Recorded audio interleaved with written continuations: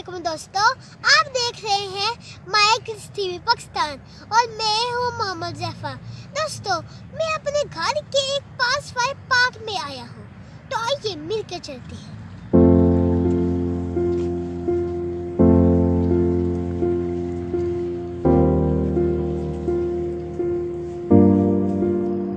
यहाँ जगह जगह खूबसूरत पौधे लगे हुए हैं।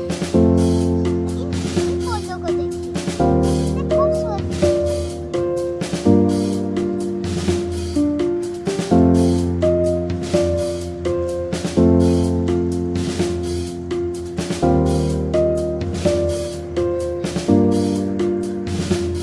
आप यहाँ एक्सरसाइज भी कर सकते हैं।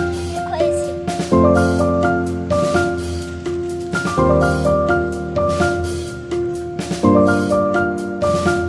ये वाली एक्सरसाइज करके बॉडी को गर्म भी कर सकते हैं।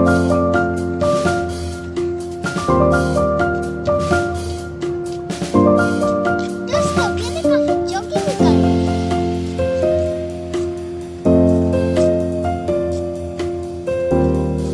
दोस्तों, मैं तो जा रहा हूँ घर। आप मेरा चैनल सब्सक्राइब